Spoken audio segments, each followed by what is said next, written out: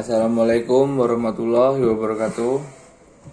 Perkenalkan, nama saya Febrian Singgih Triaramayuda, NPM 1921020328. Di video kali ini saya akan mempresentasikan tentang pendekatan filsafat hukum yang mengenai ilmu hukum dan ilmu sosial. Ilmu hukum.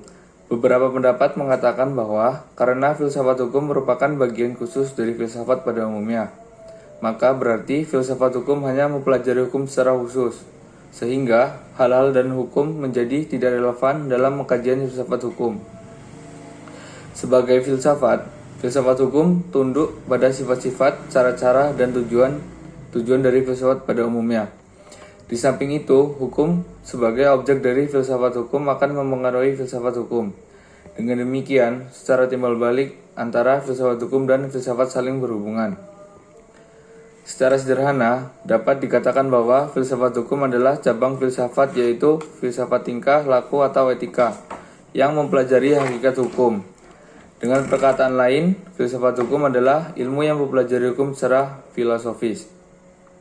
Jadi, objek filsafat hukum adalah hukum dan objek tersebut dikaji secara mendalam sampai kepada inti atau dasarnya, yaitu disebut hakikat. Menurut Purnadi Purbacakara dan Sarjana Soekarno, hukum dibagi menjadi 9, yaitu ilmu pengetahuan, disiplin, norma, tata hukum, petugas, proses pemerintahan, sikap, dan jalinan nilai-nilai. Yang kedua yaitu ilmu filsafat sosial. Filsafat sosial merupakan cabang filsafat yang mempelajari persoalan kemasyarakatan secara kritis, radikal, dan komprehensif. Sejak Plato dan Aristoteles, kajian terhadap persoalan-persoalan kemasyarakatan sudah menjadi objek penelitian tersendiri. Menurut Plato dan Aristoteles, susunan masyarakat mencerminkan susunan kosmos yang abadi. Manusia berkewajiban untuk menyesuaikan diri dengan susunan itu dan menaati demi keselamatannya. Kalau tidak, ia menghancurkan dirinya. Pada abad pertengahan, masyarakat Eropa masih memperlihatkan pada pola dasar yang sama, hanya sekedar mengoreksi terhadap paham Plato dan Aristoteles.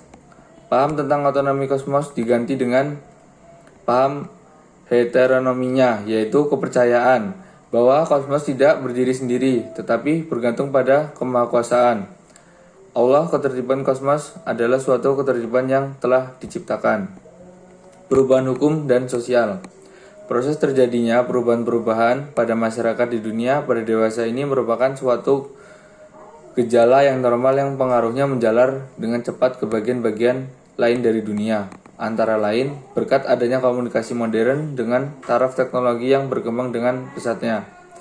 Penemuan-penemuan baru di bidang teknologi, terjadi suatu revolusi, modernisasi, pendidikan, dan lain-lain. Kejadian di suatu tempat dengan cepat dan dapat diketahui oleh masyarakat-masyarakat lain yang bertempat tinggal jauh dari pusat terjadinya peristiwa tersebut di atas. Perubahan-perubahan dalam masyarakat dapat mengenai nilai-nilai, kaidah-kaidah, pola-pola perilaku, organisasi, struktur, lembaga-lembaga sosial, stratifikasi sosial, kekuasaan, interaksi sosial, dan lain sebagainya. Faktor yang mempengaruhi terjadinya perubahan sosial adalah pada umumnya dapat dikatakan bahwa sebab-sebab terjadinya perubahan sosial dapat bersumber pada masyarakat itu sendiri, dan ada yang letakkan di luar masyarakat tersebut, yaitu yang datangnya sebagai pengaruh dari masyarakat lain atau dari alam sekelilingnya. Suatu perubahan sosial dapat bersumber pada sebab-sebab yang berasal dari luar masyarakat tersebut, misalnya sebab-sebab yang berasal dari lingkungan alam, peperangan, pengaruh kebudayaan masyarakat lain, dan sebagainya. Sekian presentasi dari saya akhiri. Wassalamualaikum warahmatullahi wabarakatuh.